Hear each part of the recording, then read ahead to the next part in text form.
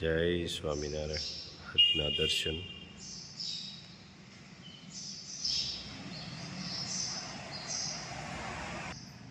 જય ગજાનંદ ગણપતિ મહારાજ. જય કષ્ટભંજન દેવ. જય સ્વામિનારાયણ. સ્વર્ગમાં બધું જ છે પણ મોત નથી. ગીતામાં બધું જ છે પણ જૂઠ નથી. સંસારમાં બધું જ છે પણ કોઈને શાંતિ નથી. આજના માણસમાં બધું જ છે પણ ધીરજ નથી. જય સ્વામિનારાયણ.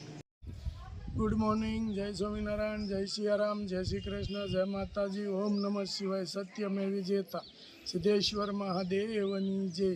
સવારનું મસ્ત સવાર થઈ ગયું છે અને જેમ તાપ વધતો જાય એટલે હમણાં આપણે મરચાં પાછા સૂકવવાનું ચાલુ કરવાનું છે. તો મરચાં સુકાવી કમ્પ્લેટ અને પછી આપણે રનિંગ બીજા કામોમાં જવાનું છે. જય સ્વામિનારાયણ. જો આ કાશ્મીરી મરચું આપણે ધાબે નાખ્યું છે હુકવવા માટે. કેમ? ઓરિજિનલ કાશ્મીરી ડબ્બી. મસ્ત મરચું આપણે આવ્યું છે અને જોઈ એક જ ધારું ને એક જ સરખું. આની અંદરથી કાશ્મીરી આ નીકળી જાય અહીંથી જ. આ તૂટી ગયું. આ છે ભેજ છે એટલે આને હુકવવું પડે. હુકાય ત્યારે આખું ડીટ્યું નીકળે. ડીટિયા બી કાઢી અને પછી આને આપણે ખંડાવવાનું. એક લોટ તો કમ્પ્લીટ થઈ ગયો છે હા, અને આ બીજો લોટ તૈયાર થાય છે. હજી નીચે પડ્યા છે બાસકા, હજી આવે જ છે ઉપર. અને આને હુકવવાની આખો ભેજ નીકળી જાય, કડકડું થઈ જાય તઈ દળાવવાનું. ત્યાં સુધી આને હુકવવા. હા. અને આમાં મરચાંની અંદર મરચાંનું કામ એવું છે કે જરીકે ભેજ રહી ગયો એટલે તમારે એ મરચું સારું રહે નહીં. એટલે ભેજ બિલકુલ રાખવાના નથી. આપણે દર વર્ષે કરીએ એમ જો આ રીતે આખું ડીટીયું કાઢી નાખવાનું. આ રીતનું મરચું આવે. જ્યાં મરચા છે એને હુકવી દઈ. 2 દિવસ હવે તાપ વધારે મળ્યો છે પડવા એટલે 2 થી 3 દિવસમાં મરચું ખખડી જાય એટલે બેનું પાસે લીટિયા તોડાવીને બી કઢવી નાખવાના અને પછી ખારણીયામાં ખાંડવાના. એ રીતનું આપણે તૈયાર કરાવીએ છીએ કમ્પ્લેટ A to Z. અને જેણે આપણા મસાલા 2 વર્ષથી લે છે એના બધાના ઓર્ડર આવી ગયા છે. Complete A to Z order આવી ગયેલા પેન્ટિંગમાં પડ્યા છે અને હજી ઓર્ડર એક ધારા ચાલુ જ છે કે ઓર્ડર તમે નાખી દો. મરચું અત્યારે બહુ ઓછી માત્રામાં છે એટલે વારો આવી જ જાય. અમારી કોશિશ એવી જ છે કે 1 નંબર માલ ગોતી અને સારો એવો માલ લોકો સુધી પહોંચાડવાનો. ઓરિજિનલ કે બદલો લાવીને દળી અને દઈ દેવું એ વસ્તુ અહીંયા કોઈ આવી નથી, કરવી નથી. અને જિંદગીમાં એવું ખોટું કોઈ પાસેથી 1 રૂપિયો લેવો નથી. મસ્ત રીતે મસાલા તૈયાર કરી અને દેવાના છે. 12 મહિના એના વૃદ્ધો ખાતા હોય, બચ્ચાઓ ખાતા હોય અને એમાં અમે દગો કરીએ તો એ પાપ અમારે કરવું નથી. જો આવી રીતનું આ મરચું કાશ્મીરી તમે જોઈ શકો. એક જ ધારું મરચું હોય છે કે ફર્સ્ટ નંબર માલ લીધો, બદલો નહીં. 1 નંબર માલ. કાશ્મીરી ડબ્બી એટલે ડબ્બી જ. હા, 1 નંબર માલ હોય તો જ ખરીદી કરવાની, નહીંતર ખરીદી જ નહીં કરવાની. જય સ્વામિનારાયણ બા. જો ભાભી અને બા સુરત થી આવ્યા છે. કેમ બા હોરવતું હતું ને? તૈયાર ખાવાનું મળે.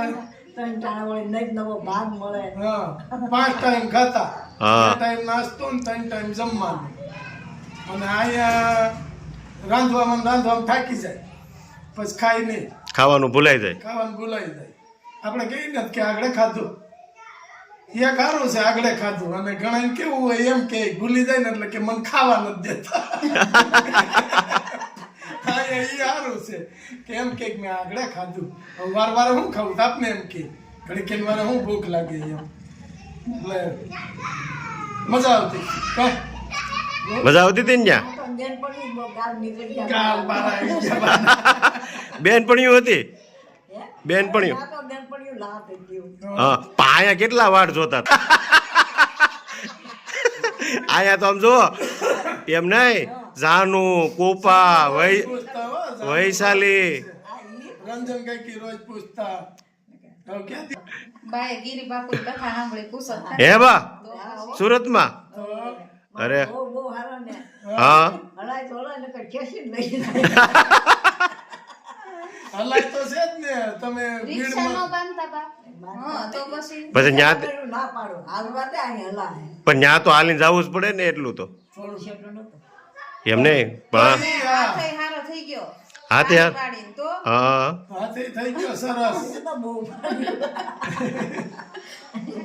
અહીંયા તો ભરે દિરોજ બપોરે ને સાંજે ને બા આવ્યા કઈ આવે છે કઈ આવે છે અમારે જાનું ને કુપાન વાટ જોતા હોય વાડ જોવે આમથી વળી હવારમાં લુગડા હુકવા રંજન કઈ સડક કે હવે કઈ આવે છે અને ભાભી આવ્યા છે મેકવા ભાભી મેકવા જવું પડે ને બા ભૂલી જાય બસમાં બીજી બસમાં બેસી ગયા હોય તો બસ આપણે ક્યાં દોડવું વાહે કે બધી એક હરખી બસ અમે એક દી સુરત આવ્યા ને તો એક બેન હતા બા કરતા મોટ બેન જેવડી ઉંમર ઈ આવીને 40-45 વર્ષ છે છેલ્લે વહી ગયા સોફામાં પાછા આવ્યા ઈ કે ઓલા કલેન્ડર ને કે ભાઈ મારા સોફામાં કોક હોઈ ગયો છે ઈ કે કઈ બસ તમારી હતી ઈ કે આવી જ હતી પણ કઈ હતી નામ શું હતું પણ ઈ કે બસ આવી જ હતી ઈ કે ભણેલા નો એટલે પછી તોય તો ઓલા ડ્રાઈવર ને કિલિન્ડર ને ખબર પડી એટલે તરત એને ઈ કે આવી બસ હતી ને તો બીજી આગળ ફોન કર્યો ઈ કે તમારે એક પેસેન્જર ભૂલાઈ જાય છે પછી ઈ કે હા બેહાર્યા પછી ત્યાં બસ ઊભી રાખી ને બેન ને બેહાર્યા બાને તો બાઈ એમ કે આવી જ હતી બસ તો એવી જ હોય બધી. ક્યાં ગોતવા જવા પછી ખાંભા ઉતાર્યા હોત કે અમારા ગામમાં ડુંગરા નહોતા હું મહિનો રહી આવી ત્યાં થઈ ગયા એવું થાય ડુંગરા મહિનામાં બા મહિનામાં થોડા એવું થાય બહુ હે મજા આવી ગઈ ને પણ બધાય માં ડોસી માજી હોય બધાય મળીઓ બધા ભેગા બેસતા હોય અને ભાભીને હથવારો થઈ ગયો હા અને પાછા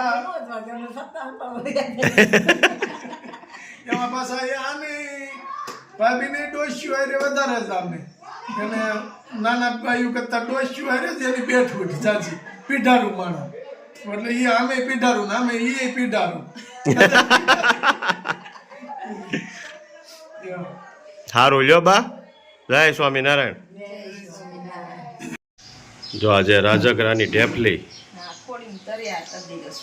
હા કાંઈ મળે ત્યારે ફોડવાનું છે, કાંઈ મળે તે બનાવવાનું. 11 છે ને આજ હા એટલે ફરાળમાં હાલે હા ઢેફલી હાલે. જો રાજગરો ફોડીને મસ્ત થઈ ગયો છે અને ગળનો પાક લેવાનો છે રાજગરાની ઢેફલી ગળમાં ગોળમાં સારી લાગે. મમરાના લાડવા કરવી એમેય થાય ને હા રાજગરાના લાડવા થાય ને ઢેફલી થાય છોકરાઓને હાલે ભાગમાં નાસ્તાના ડબ્બામાં હાલે.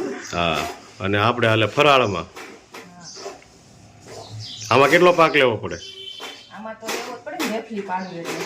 હા હા આમાં ખાલી ગોળ જ નાખવાનો ને હા ગોળ જ બીજું કાંઈ નહીં કાંઈ નહીં. જેમ ગરમ થાય એમ મોગળતો થાય મસ્ત પાક આવી ગયો હવે રાજગરાની ધાણી નાખી દેવાની અને મિક્સ કરી દેવાનું પાકની ખબર ન પડે ને હા હા તો પાણીમાં 2 ટીપા નાખીને જોઈ લેવાનું. દાંતે ચોટી જાય ને તો નો આવ્યો હોય. હા. કળકળીઓ થઈ ગયો હોય ને તો આવી ગયો હોય. ઘણાય નો ખબર પડે પાકમાં. હા હા તો એમ કરવાનું છે, આવી રીતે પાણી લઈ લેવાનું થોડું. હમ 2 ટીપા પાડી દેવાનું. દાંતે ચોટી જાય તો નો આવ્યો હોય. હા હા કડકડીયો હોય તો આવી ગયો હા, કળકળીઓ થઈ જાય તો આવી ગયો હોય. જો મસ્ત મિક્સ તો થાય છે ગોળ અને રાજગરાની ધાણી